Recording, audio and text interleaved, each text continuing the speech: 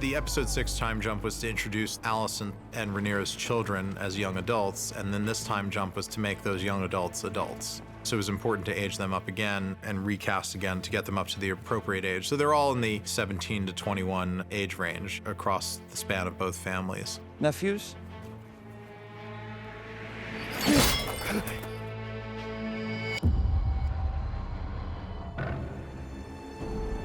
As the years have gone by, post Alicent's outburst, Alicent has found religion as a way to redeem herself. We know that Alicent holds closely to the new religion of the Seven Gods, which is not something the Targaryens do. It's part of what sets her apart from the house that she married into.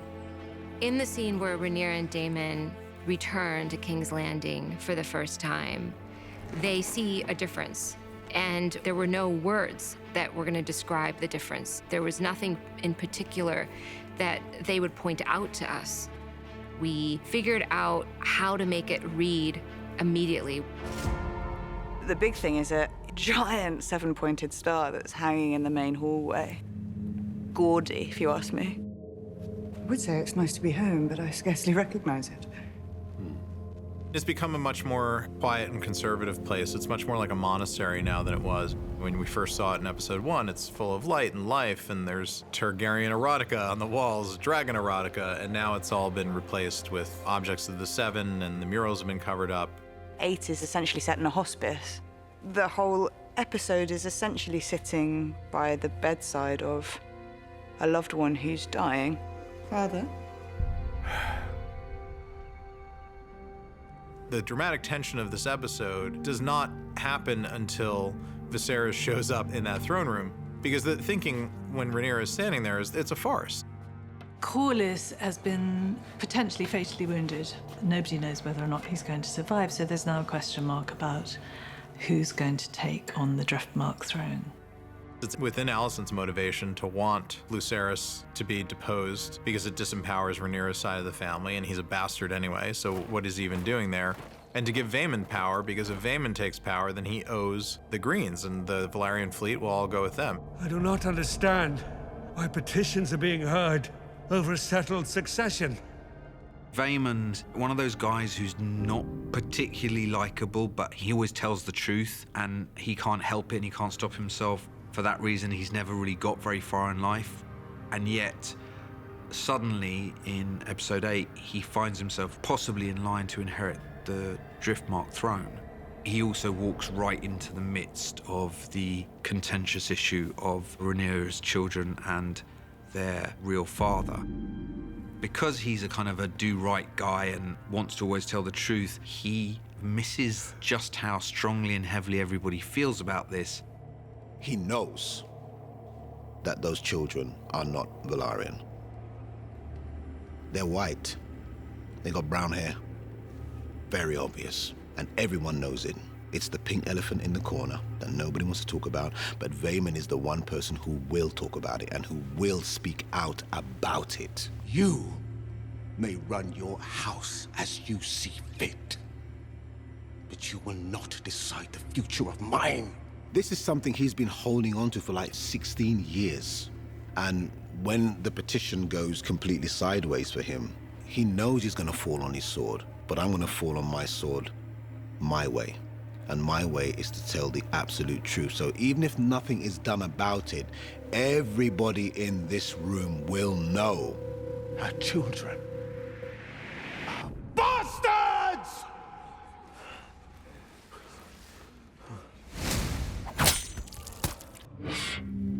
Vaemond becomes actually kind of a sympathetic character in that moment. He goes out with a bit of honor.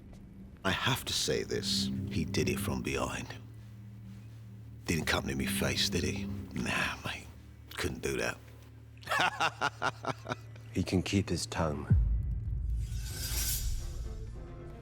Viserys, after the petitions, demands that there's a family dinner and that we all sit and eat together.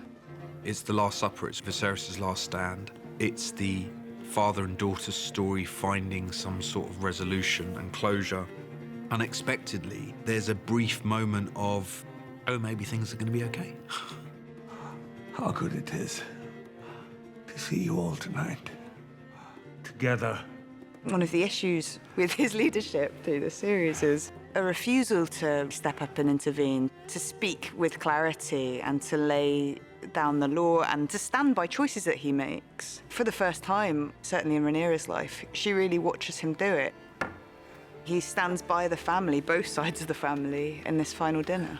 It's like all this corruption and all this fighting. This is what it does. This is what being a king does. This is the effect of all of this on me. Why can't we just love each other? It sounds really naff, but it's like, why can't we just love each other? Why can't we just make this work? Let us no longer hold ill feelings in our hearts. The crown cannot stand strong if the house of the dragon remains divided. But set aside your grievances. Forget me as your king, just love me as the man that I am to you and your family. If not for the sake of the crown, and for the sake of this old man. Rhaenyra and Alicent have always been trying to pull themselves back from the precipice.